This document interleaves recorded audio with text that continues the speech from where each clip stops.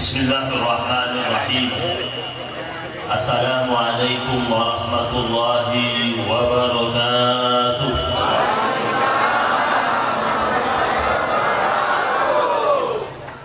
Alhamdulillahi rabbil alamin. Alhamdulillahi wa kafa. Wassalatu wassalamu ala habibinal mustafa وعلى آله وأصحابه أهل الصدق والوفاء.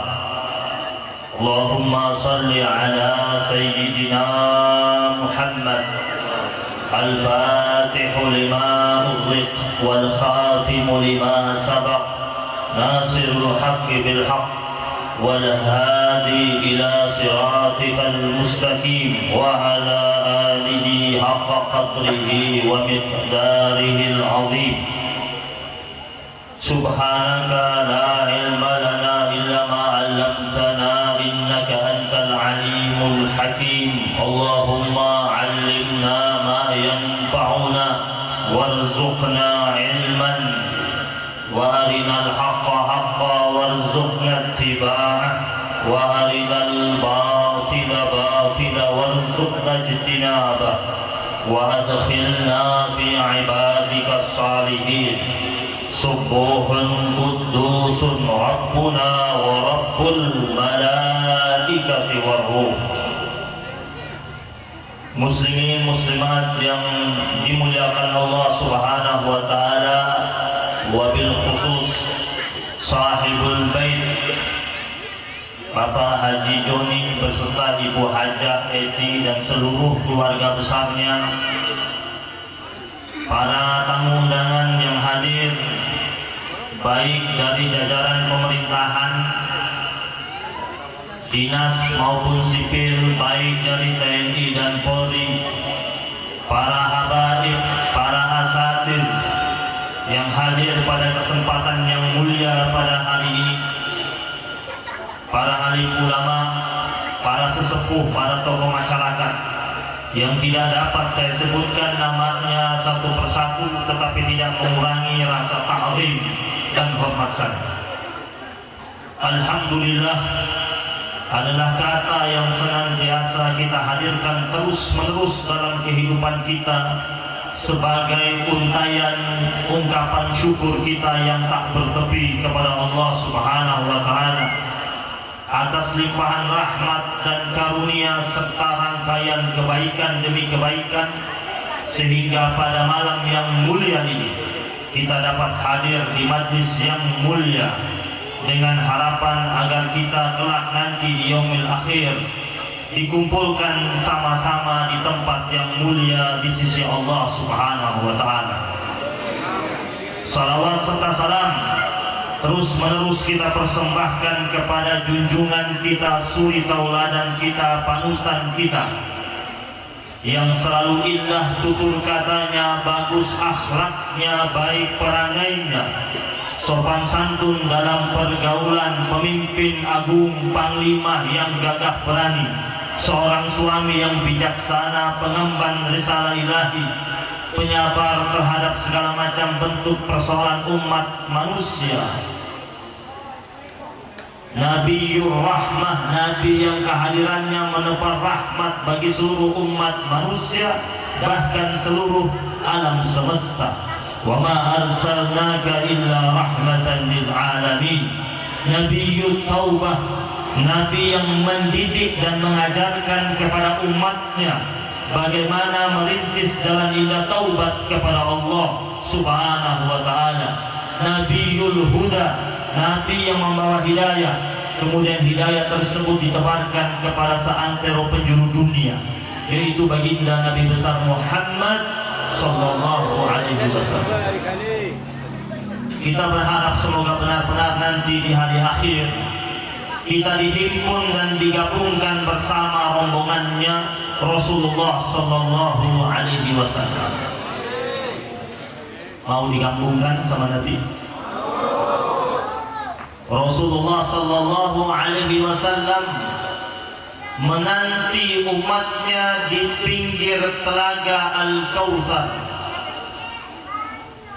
Nabi menanti kita di situ. Nabi pernah bersabda kepada para sahabat-sahabatnya, inna likulli nabiyyin hawdan. Sesungguhnya para nabi-nabi semuanya mereka memiliki telaga mereka masing-masing. Nanti di hari akhir umatnya Nabi Adam kumpul di telaganya Nabi Adam. Nabi Nuh kumpul di telaganya Nabi Nuh. Sampai Nabi Isa al-Masih. Kata Nabi, setiap Nabi memiliki telaganya masing-masing. Yatabahawna.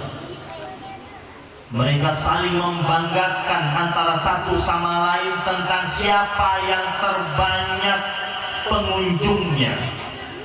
Dan Rasul berkata kepada para sahabat-sahabatnya, wa ana arju, dan aku sangat berharap, kata Nabi, bahwasanya nanti yang mengunjungi telagaku adalah umatku yang paling banyak. Ini harapan Rasulullah Sallallahu Alaihi Wasallam yang seharusnya kita sebagai umatnya mengambil perhatian, menyongsong dan menyambut harapan tersebut dengan cara benar-benar merekam perjalanan Nabi, dengan cara betul-betul mengikuti pesan-pesan Nabi, dengan cara betul-betul mengikuti sunnahnya Rasulullah Sallallahu Alaihi Wasallam. Para sahabat Nabi pernah bertanya tentang kondisi telaga Al-Kautsar nanti. Mereka tanya sama Nabi, bagaimana luasnya nanti? Kata Nabi, min maqami hadza ila Amman. Saat Nabi bersabda, waktu itu Nabi masih tinggal di Mekah. Kata Nabi, telaga Al-Kautsar itu luasnya dari Mekah sampai Yordania. Begitu luas telaga Al-Kautsar.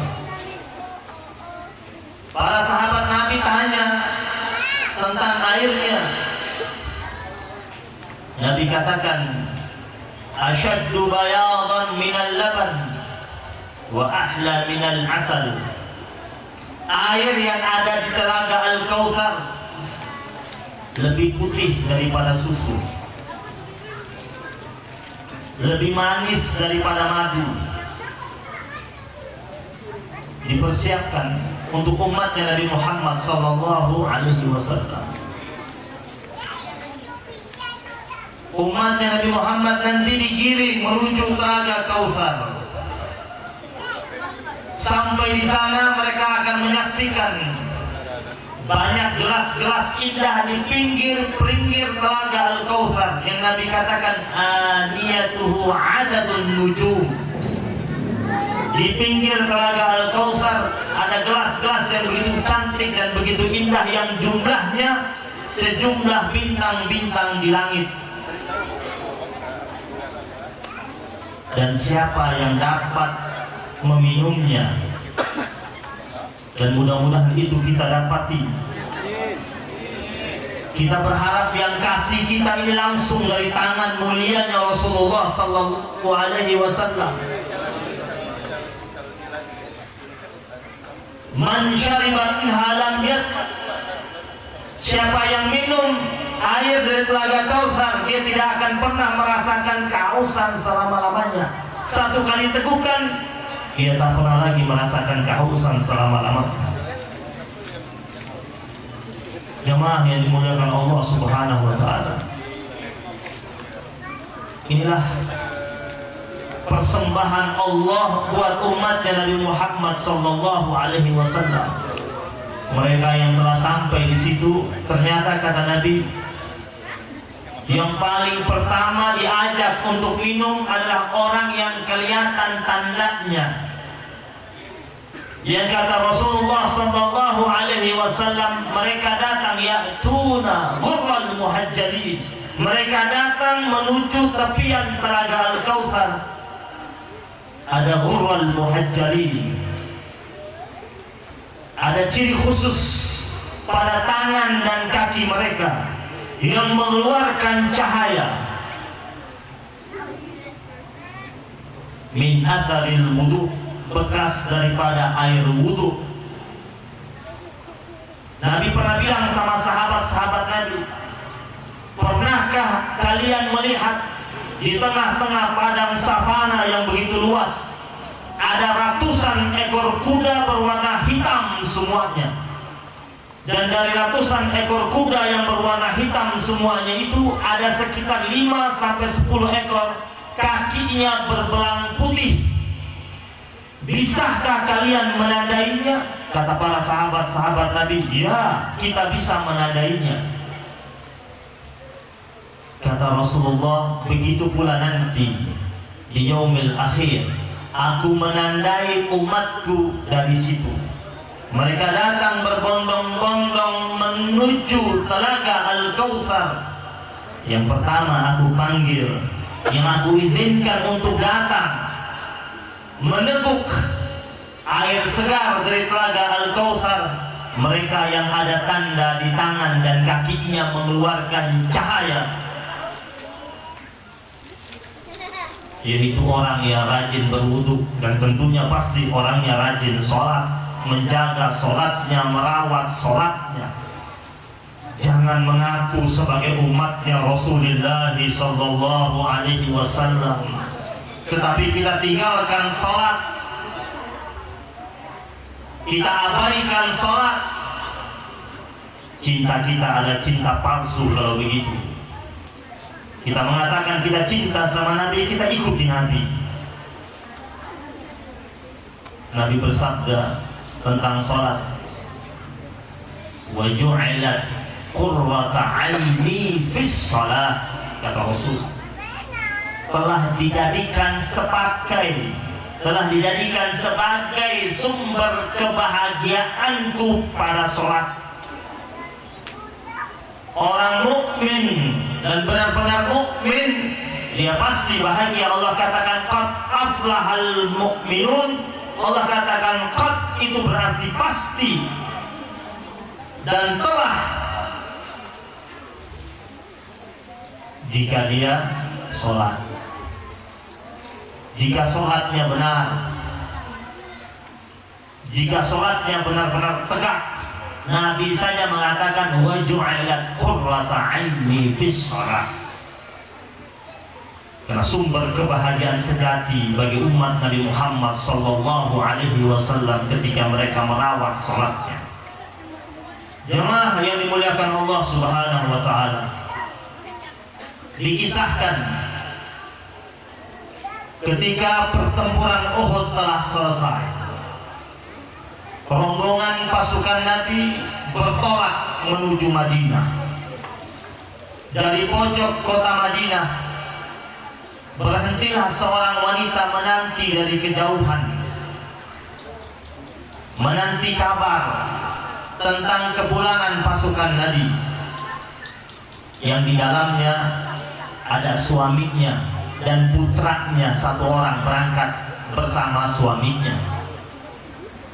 Dia menunggu, menanti. Ketika dia melihat kepulan debu dari kejauhan, dia tersenyum melihat bahwasanya ini rombongannya pasukan Nabi kembali.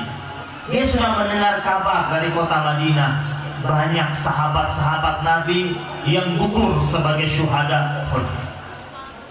Ketika rombongan tersebut mulai mendekat, wanita tersebut berlari dengan kencang, dan kemudian ketika mendekati rombongannya pasukan Nabi, dia menyeruak, membelah di tengah-tengah rombongannya pasukan Nabi sambil berlinang air mata. Yang pertama kali keluar dari mulut wanita tersebut, dia bukan cari suaminya. Dia tidak berkata mana suamiku. Dia pula tidak berkata mana putra kesayanganku yang ikut berangkat sebagai pasukan tempur. Sambil berteriak, dia mengucapkan aina Rasulullah. Pertama kali yang dia ucapkan, mana Rasulku, mana Rasulullah. Kenapa? Karena dia lebih mencintai Rasulullah ketimbang suami dan anaknya.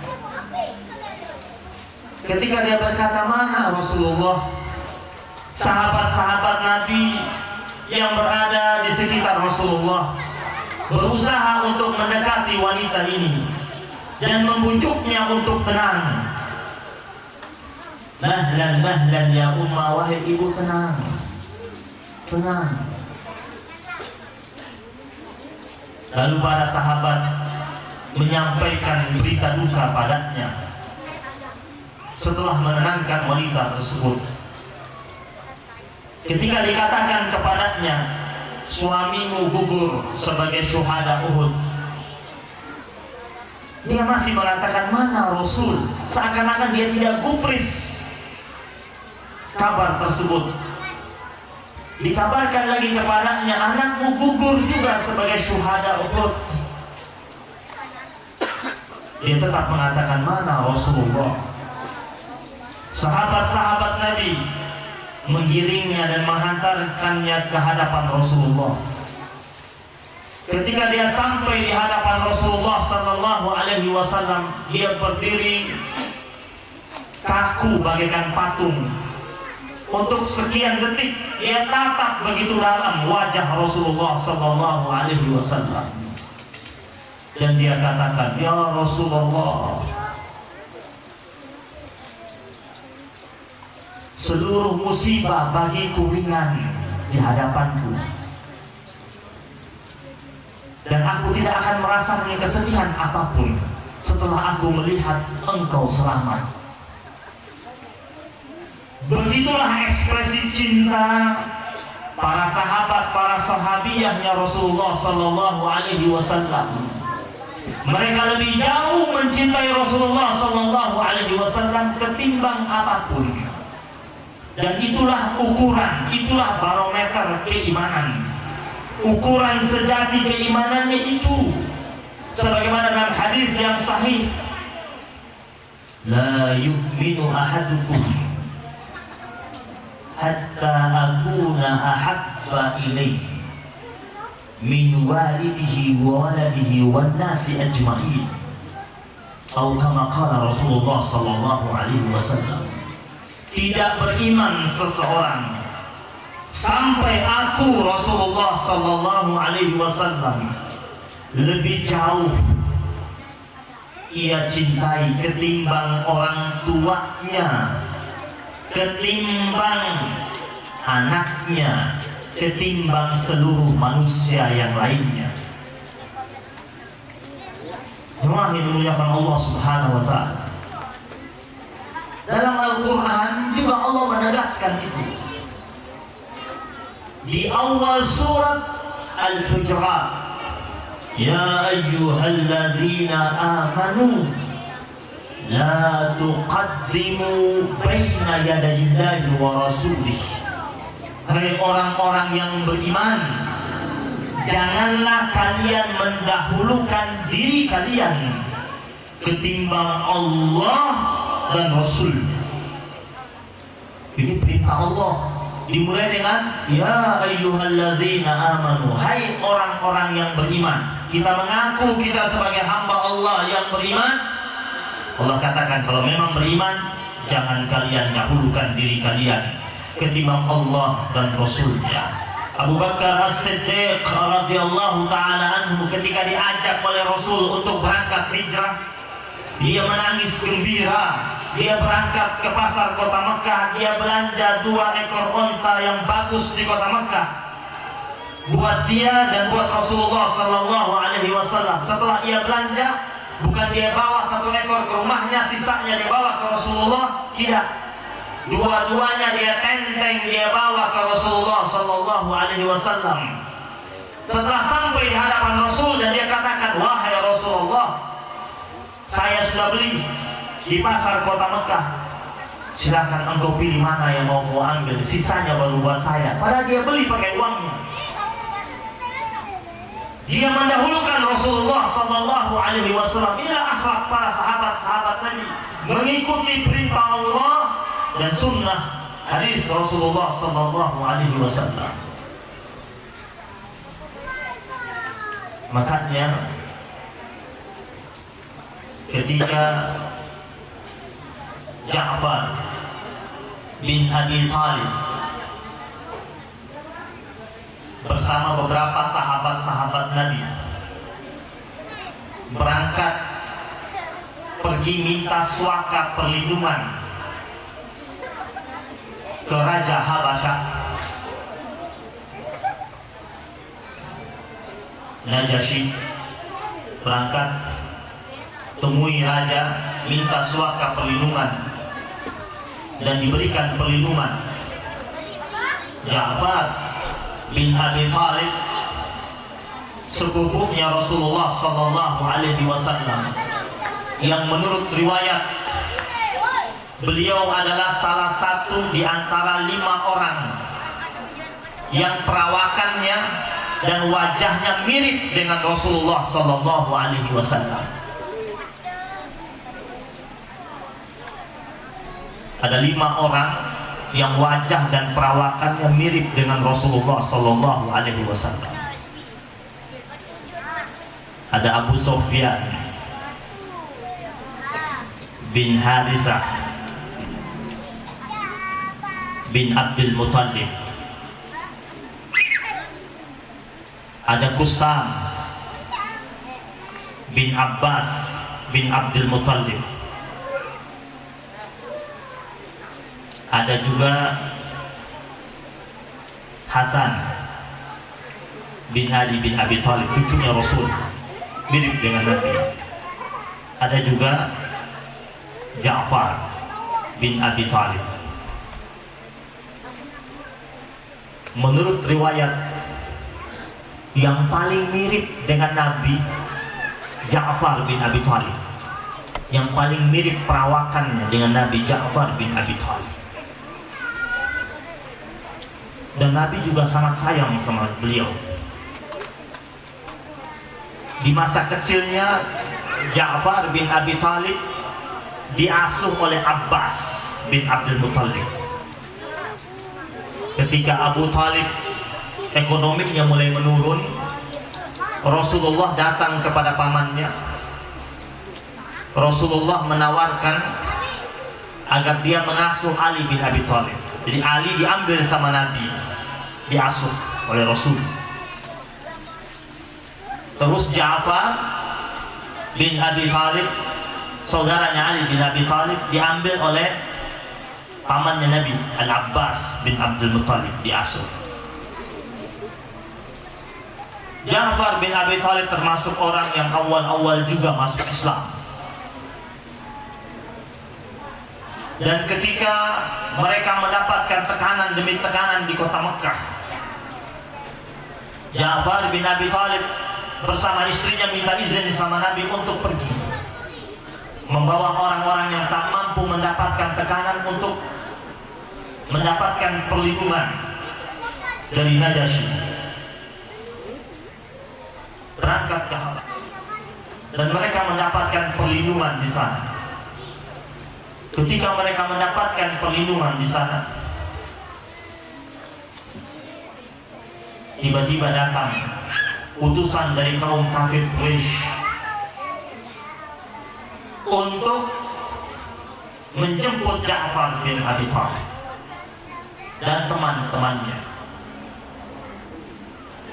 Ja'far bin Abi Thalib ditanya oleh Najasyi. Ja'far bin Abi Thalib kemudian menceritakan tentang Nabi. Ditanya, siapa itu Muhammad? Kabarkan kepadaku. Diceritakan tentang Nabi Muhammad sallallahu alaihi wasallam. Lalu ini raja coba lagi tanya kepada utusan dari orang-orang kafir Quraisy. Utusan dari orang-orang kafir Quraisy ketika datang jumpa sama raja ini, Najasyi tanya, bagaimana pendapat kalian tentang Muhammad sallallahu alaihi wasallam? Jemaah yang dirahmati Allah Subhanahu wa taala, sang utusan ini berkata, laulal haya min ay ya'ziru alayya kadhiban lakadzabtu an Muhammad. Kalau tidak karena malu saya nanti bakalan di kemudian dibilang sebagai tukang dusta, saya akan berdusta tentang siapa itu Muhammad sallallahu alaihi wasallam. Hanya dia merasa malu nanti kalau ketahuan dia bohong, berita yang dia sampaikan tidak sesuai fakta. Dia malu dan dia takut nanti ketahuan berbohong. Akhirnya dia bicara jujur. Dia bilang, kalau kau tanya siapa itu Muhammad, orangnya kami mengenalnya melebihi kami mengenal anak kandung kami sendiri. Dari kecil kami tidak pernah menjumpai dia berdusta. Terkenal sebagai orang yang amanah dan kami berikan dia julukan sebagai Al-Amin. Terus utusan tersebut mengatakan lagi kepada Raja Najasyi, saya sudah keliling mengunjungi kerajaan-kerajaan, ketemu dengan penguasa-penguasa. Saya tidak pernah menyaksikan pengikut sang raja memperlakukan rajanya seperti pengikutnya Muhammad sallallahu alaihi wasallam memperlakukan Muhammad sallallahu alaihi wasallam. Ketika dia berkata, semuanya mematuhinya. Ketika ada perintah darinya, mereka semua cepat-cepat bekerja. Bahkan mereka berlomba-lomba untuk melaksanakan perintah tersebut. Ketika dia berjalan, mereka semua berusaha untuk mengitarinya dan melindunginya. Pengikut-pengikutnya rela mengorbankan apa saja yang mereka miliki untuk Muhammad sallallahu alaihi wasallam. Mereka berikan harta mereka, keluarga mereka, jiwa mereka, raga mereka persembahkan demi Muhammad sallallahu alaihi wasallam. Dia, wahai raja, pengikut-pengikut para raja memuja raja mereka, menyanjung raja mereka karena ingin mendapatkan upeti, ingin mendapatkan duit, ingin mendapatkan proyek, ingin mendapatkan keuntungan, ingin mendapatkan pekerjaan. Maka raja mereka disanjung. Tetapi pengikutnya Muhammad sallallahu alaihi wasallam tidak. Mereka korbankan semua yang mereka miliki. Inilah Rasulullah sallallahu alaihi wasallam. Para sahabat Nabi menunjukkan cinta mereka dengan gayanya yang berbeda-beda. Dan dalam Islam, catat baik-baik, dalam Islam cinta itu tidak bertepi, cinta itu tidak ada batasnya, dan tidak ada kata-kata berlebihan dalam cinta. Karena setiap orang pasti punya cara masing-masing mengekspresikan cinta, dan itu sah-sah saja. Begitu pula para sahabat-sahabat Nabi mengekspresikan cinta mereka kepada Rasulullah sallallahu alaihi wasallam. Sebagaimana seorang pedagang minyak wangi, setiap kali dia mau pergi berdagang, mampir di depan rumahnya Rasulullah sallallahu alaihi wasallam, dia mengucapkan salam, assalamualaikum ya Rasulullah. Lalu pergi dagang, Rasul buka pintu, jawab salamnya. Dia meyakini salam itu kan doa. Kalau dia ucapkan salam, Nabi jawab, berarti Nabi doain dia.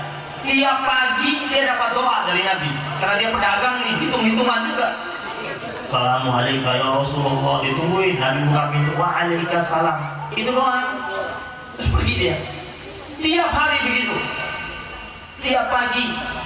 Padahal pasarnya itu tidak jauh dari rumahnya, dia rela muter lewat rumah Nabi. Assalamualaikum ya Rasulullah, biar dia didoain Nabi.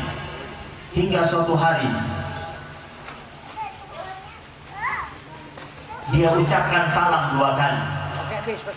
Pagi dia ucapkan salam, sore pulang dari pasar dia lewat lagi, dia ucapkan salam. Dan ternyata itu salam terakhir yang diucapkan buat Rasulullah sallallahu alaihi wasallam. Setelah itu dia berangkat pergi keluar kota, pergi belanja barang dagangan, dan meninggal di tengah perjalanan. Lepas beberapa waktu berlalu, lebih dari 1 minggu, Nabi tanya sama sahabat-sahabat Nabi, itu biasa yang lewat depan rumah saya tiap pagi mengucapkan salam, kemana dia? Bayangkan, Nabi jadi rindu sama dia. Nabi tanya sama sahabat-sahabat Nabi. Sahabat Nabi pergi cek, pergi cari tahu. Akhirnya mereka dapatkan kabar ternyata orang itu sudah meninggal dunia. Apa kata Rasul? Di mana dia dimakamkan? Agak jauh wahai Rasul. Ayo antarkan aku ke sana. Nabi diantarkan ke makamnya. Apa yang terjadi? Sampai di makamnya, Nabi berdiri, diikuti oleh sahabat-sahabat besar bersama Rasulullah Sallallahu Alaihi Wasallam. Nabi mengangkat tangannya tinggi-tinggi sambil berdoa, Ya Allah, berikanlah kebaikan untuknya. Ya Allah, sungguh aku sangat mencintainya sebagaimana dia mencintai aku. Ya Allah, tersenyumlah Engkau kepadanya ya Rabb, sebagaimana dia setiap pagi mengucapkan salam kepadaku dan tersenyum kepadaku.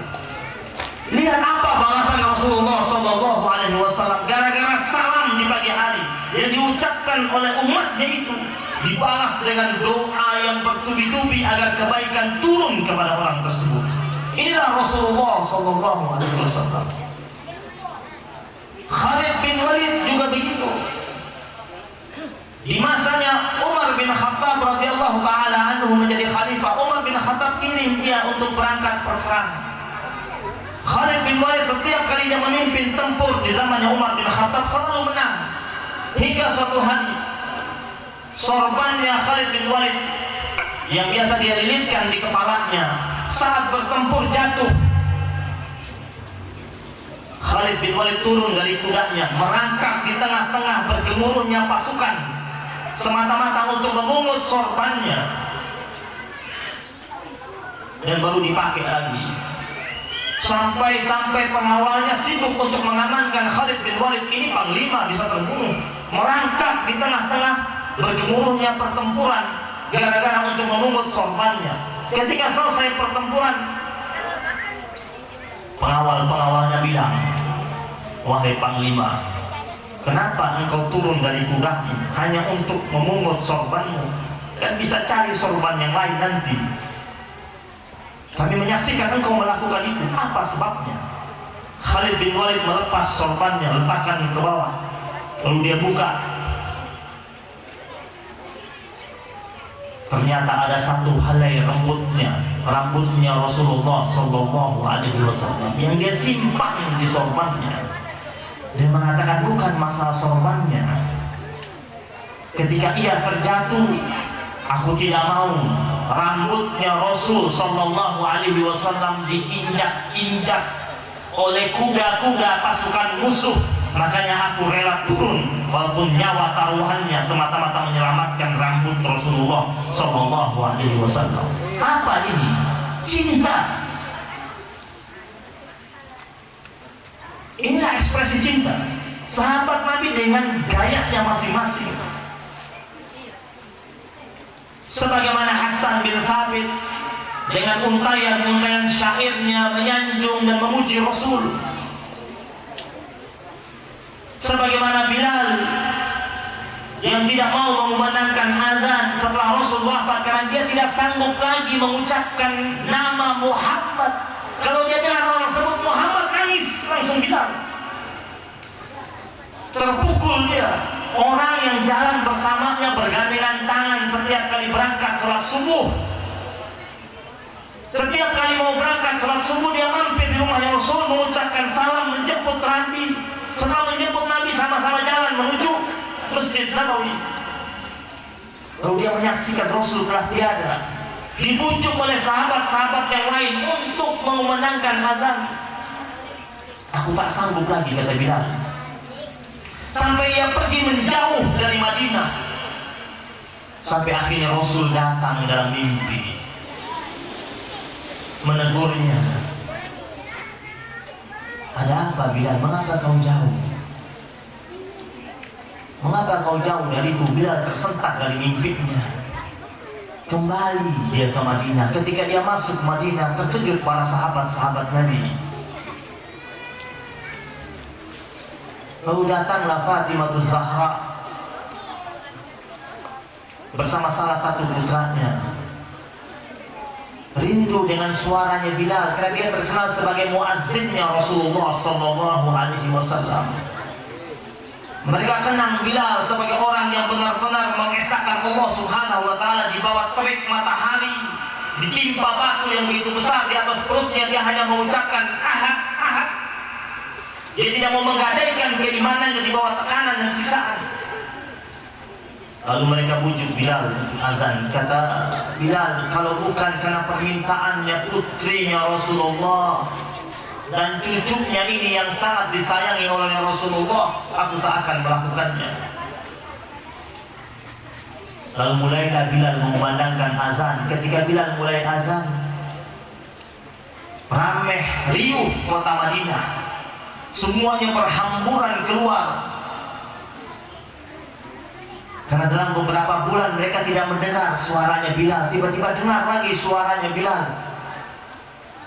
Mereka juga rindu dengan suara itu. Banyak sahabat-sahabat yang meneteskan air mata, ingat kembali sama Rasulullah. Lalu apa yang terjadi? Ketika sampai kepada asyhadu anna Muhammad Rasulullah, ketika dalam azannya, ketika dia akan mengucapkan asyhadu anna Muhammad, mau mengucapkan nama Muhammad, bergetar bibirnya Bilal, seakan-akan kaku lidahnya, tak mampu ia mengucapkan nama Muhammad sallallahu alaihi wasallam. Keringat dingin mengalir dari wajahnya, gemetar tubuhnya. Sambil histeris Bilal mengatakan, ya Allah, ya Rabb, mana sanggup aku menyebut nama kekasihmu dan kekasihku itu. Ya Allah, kalau bukan karena Muhammad sallallahu alaihi wasallam, aku tetap menjadi budak sampai saat ini. Dialah yang memuliakan aku, ya Allah. Ya Allah, demi-Mu yang agung, aku sangat mencintai Muhammad melebihi apapun. Ya Allah, jangan pisahkan aku dengan Muhammad sallallahu alaihi wasallam. Bilal jatuh berlutut menangis dan pingsan, dan diangkat oleh para sahabat-sahabat Nabi yang lainnya.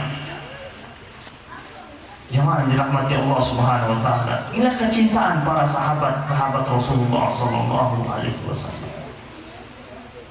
Lalu bagaimana dengan kita? Bagaimana dengan kita? Kita ini umatnya. Jarak kita dengan Nabi begitu jauh, berbeda waktu begitu lama. Tapi kita harus yakin, Nabi bilang sama sahabat-sahabatnya, ada di antara umatku nanti yang aku panggil dengan sebutan ikhwani, saudara-saudaraku. Sahabat pernah mengatakan kepada Rasul, alasna ikhwanuka ya Rasulullah, bukankah kami ini saudaramu wahai Rasul? Kata Rasul, antum ashabi, kalian sahabat-sahabatku. Yang namanya sahabat Nabi yang hidup bersama Nabi, menyaksikan Nabi, duduk bersama Nabi, melihat wahyu turun kepada Nabi, berislam dan beriman bersama Nabi, itu sahabat. Kalian beriman kepadaku dan hidup bersamaku, antum ashabi. Tapi nanti ada umat setelahku tidak pernah bertemu dengan aku, jaraknya mereka begitu jauh dari aku, tetapi mereka beriman terhadap risalah yang aku bawa. Mereka yakin aku ini Rasulullah. Mereka itulah nanti di yaumul akhir aku panggil dengan sebutan ikhwani, saudara-saudaraku. Kalau kalian sahabatku, wajar kalian beriman. Kalian lihat langsung wahyu Allah turun kepada, bertemu Nabi setiap hari. Jemaah yang dirahmati Allah Subhanahu wa taala. Sahabat Nabi itu kalau dapat sesuatu yang Nabi sampaikan kepada mereka, mereka langsung praktekkan semampu dan sekuat mereka. Ketika turun surat Al-Hujurat ayat yang kedua, ya ayyuhalladzina amanu la tarfa'u aswatakum fawqa sautin nabi. Wahai orang-orang yang beriman, jangan kalian angkat suara kalian di atas suara Nabi.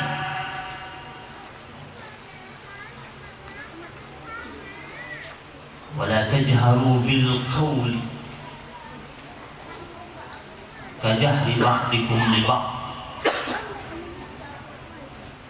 Dan janganlah kalian memanggil Rasul sebagaimana kalian memanggil sesama di antara kalian. Beda. Ini perintah Allah. Suara tidak boleh lebih tinggi dari suara Nabi. Jadi kayak apa tuh sahabat ketika ngomong di hadapan Nabi? Itu Allah yang suruh. Ketika ayat ini turun, ada seorang sahabat Nabi, orang Badui. Suaranya gede dan memang bawaannya gede. Suaranya dari lahir memang gede kalau ngomong. Ketika ayat ini turun, tiba-tiba dia menghilang. Gak pernah muncul lagi, gak pernah hadir lagi di majlisnya Rasulullah SAW. Dicari sama Nabi, kata Nabi, kemana sudah hilang lebih dari 2 minggu, kemana dia pergi? Mungkin dia sakit, atau mungkin ada urusan keluarga, coba cari tahu, kata Nabi. Ini Nabi perhatian sama umatnya. Dicari, dicek sama sahabat-sahabat Nabi, dapat dia ada di rumahnya, lagi sehat, gak ada urusan keluarganya, tidak ada masalah keluarganya. Lalu kata sahabat Nabi, ayo dipanggil Nabi. Dia bilang nanti dulu. Dia bilang sama sahabat Nabi yang datang menyusulnya, tidak tahukah kalian ketika ayat ini turun, ya ayyuhalladzina amanu la tarfa'u aswatakum fawqa sautin Nabi. Jangan angkat suara kalian di atas suara Nabi. Teman-temanku, kalian tahu kan suara saya gede, besar. Ini saya lagi menghindar, lagi latihan untuk turunkan suara saya. Karena saya takut nanti kalau ketemu di hadapan Nabi, suara saya masih besar. Dan Allah tidak mau tahu siapapun kalian, apapun alasannya. Jangan merasa ini saya dari suku ini biasa suara seperti sini. Gak bisa. Di hadapan Nabi perintahnya umum, kata Allah. Jangan angkat suara kalian di atas suara Nabi. Kenapa? Karena Allah katakan di akhir ayat itu, antah bato'a'man. Kalau kalian lakukan, kata Allah, suara kalian lebih tinggi daripada suara Nabi, amal kalian batal semua. Wa antum la tash'urun. Sedangkan kalian tidak sadar. Bayangin, suara lebih tinggi di hadapan Nabi, amalnya batal semua.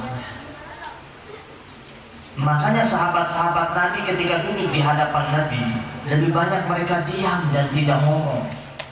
Kalau mereka bicara, bicaranya sepantasnya. Dan ketika mereka ngomong, suara mereka 1 oktav atau 2 oktav di bawah suaranya Nabi. Ketika mereka duduk di hadapan Nabi, diriwayatkan kepala mereka tertunduk seakan-akan ada burung yang bertengger di atas kepala mereka. Tak ada di antara mereka mampu melukiskan yang sebenarnya wajahnya Rasulullah sallallahu alaihi wasallam. Man ra'a wajhaka yas'ad. Siapa yang melihat wajah Nabi, orangnya menjadi senang, suka dan terpukau serta terpesona. Anas bin Malik radhiyallahu taala anhu pernah keluar di malam hari di saat bulan purnama. Dia menyaksikan Rasulullah sallallahu alaihi wasallam lagi berdiri di pojok pemakaman Baqi. Dia lihat dari kejauhan, kata Anas bin Malik, pada malam hari itu bulan purnama. Ra'aitu Rasul, summa ra'aitul qamar. Ra'aitul Rasul, summa ra'aitul qamar. Aku lihat Rasulullah, aku lihat bulan purnama. Aku lihat lagi Rasulullah, aku lihat lagi rembulan berkali-kali. Fa innahu ajmal minal qamar. Kata Anas bin Malik, dia jauh lebih indah daripada purnama tersebut. Anas bin Malik melukiskan Nabi seperti itu. Maka kita ini baru lagi rame-rame orang, ada orang dengan tega menghina dan melecehkan Nabi. Kalau orang menghina dan melecehkan kita, kita masih boleh bertahan. Tetapi ketika yang dilecehkan itu Allah dan Rasulnya, maka kita harus bertindak, harus mengambil sikap. Ada orang di Prancis sana dengan gegabah melecehkan Rasulullah Sallallahu Alaihi Wasallam, figur kita, panutan kita, manusia mulia, manusia utama, kekasihnya Allah Subhanahu Wa Taala yang sempurna diciptakan di atas muka bumi ini, yang maksum, yang terjaga dari segala macam bentuk kesalahan, yang dosanya diampuni baik terdahulu maupun yang akan datang. Terus kita disuguhkan oleh tampilan penghinaan kepada Rasulullah Sallallahu Alaihi Wasallam, maka umat Islam harus melakukan protes dan mengambilkan sikap, menunjukkan eksistensinya. Karena kemuliaan Rasul adalah kemuliaan Islam, dan kemuliaan Rasul adalah kemuliaan Allah Subhanahu wa Ta'ala. Rasulullah Sallallahu Alaihi Wasallam ketika ia diganggu secara pribadi, beliau tenang dan diam. Tetapi ketika ia diganggu sebagai Rasulullah, Rasul tidak menerimanya. Rasul mengambil sikap. Maka penghinaan yang terjadi saat ini adalah berkenaan ia sebagai Rasulullah Sallallahu Alaihi Wasallam. Maka kita harus mengambil sikap, tunjukkan bahwasanya kita umat Islam punya izzah, punya kemuliaan. Jemaah yang dirahmati Allah Subhanahu Wa Taala, mudah-mudahan majlis kita mendapatkan limpahan rahmat dan keberkahan dari Allah Subhanahu Wa Taala. Dan kita berdoa mudah-mudahan sebagaimana malam hari ini kita merayakan peringatan Maulid Nabi besar Muhammad Sallallahu Alaihi Wasallam, kita mendengarkan kisah hidupnya dari awal kelahirannya, masa kecilnya, remajanya, masa ia diangkat menjadi Rasul sampai masa wafatnya. Mudah-mudahan nanti di yaumil akhir kita mendapatkan penyambutan dari Rasulullah Sallallahu Alaihi Wasallam. Kita berharap mudah-mudahan nanti ketika kita akan meninggal dunia, kita disambut oleh Rasulullah Sallallahu Alaihi Wasallam. Terakhir, ada kisah dulu di Madinah, ada seorang ulama ahli hadis yang bernama Syekh Muhammad bin Muhammad Asy-Syamkiti, ahli hadis. Beliau pernah dahulu mengeluarkan fatwa bahwasanya amalan yang paling afdal di malam Jumat dan di hari Jumat adalah membaca salawat. Bahkan beliau pernah ditanya, mana lebih afdal, baca Quran atau baca salawat? Di malam Jumat dan di hari Jumat, kata beliau, baca salawat lebih afdal karena ada hadis nabinya yang memerintahkan untuk membaca salawat, dan hadisnya sahih, membaca salawat di hari Jumat dan di malam Jumat. Dan beliau setiap malam Jumat sampai hari Jumat sore tidak terima tamu. Pembesar seperti apapun datang dia tidak terima. Di dalam kamar, hanya keluar pergi sholat di Masjid Nabawi, balik di kamarnya salawat, nggak pernah putus. Saya bertemu dengan salah seorang murid beliau, bercerita kepada saya tentang akhir hayatnya beliau. Beliau rajin puasa Senin Kamis. Di hari Senin, dalam keadaan berpuasa, dia panggil muridnya dan dia katakan kepada muridnya, tadi malam saya mimpi jumpa Rasul, dan Rasul mengatakan kepada saya, ya Muhammad, namanya Muhammad bin Muhammad Asy-Syamkiti. Rasul mengatakan, ya Muhammad, hari ini aku ajak engkau untuk buka puasa bersamaku. Dan apa yang terjadi, kata muridnya, setelah gurunya bercerita kepadanya di pagi hari, sore hari menjelang buka puasa, habis asar dia meninggal dunia. Isyarat bahwasanya memang Nabi memanggilnya. Subhanallah. Ketika saya diceritakan kisah itu, saya ingat kisahnya Utsman bin Affan radhiyallahu taala anhu yang terbunuh ketika sedang duduk menanti waktu maghrib dan akan berbuka puasa. Utsman bin Affan juga begitu. Ternyata menurut riwayat Utsman bin Affan, sebelum dia terbunuh, dia cerita sama keluarganya di pagi-pagi hari. Dia katakan, tadi malam Nabi mendatangiku dan mengatakan, ya Utsman, untuk kali ini kau berbuka puasa bersamaku. Dan ternyata ketika Utsman bin Affan di hadapan makanan yang ia siap berbuka, ia menanti waktu maghrib, para pemberontak datang menyerbu rumahnya Utsman bin Affan dan ia terbunuh dan darahnya berceceran dan menimpa di atas makanan yang akan ia pakai berbuka, dan ia meninggal dunia. Isyarat dari Nabi katakan, ya Utsman, kali ini aku ajak engkau berbuka bersamaku. Al-mar'u ma'a man ahad. Manusia itu bersama siapa yang dia cintai. Jika kita kuat cinta kita bersama Rasulullah, maka kita pasti akan terus bersama Rasulullah SAW. Orang itu meninggal dunia sebagaimana kebiasaannya. Yang hobi main bola biasanya meninggal dunia lagi main bola. Yang hobi joget biasanya meninggal dunia lagi joget. Atau paling tidak amalan terakhirnya joget. Yang hobi main catur, hati-hati. Ada teman saya hobi banget main catur, meninggal dunia lagi main catur.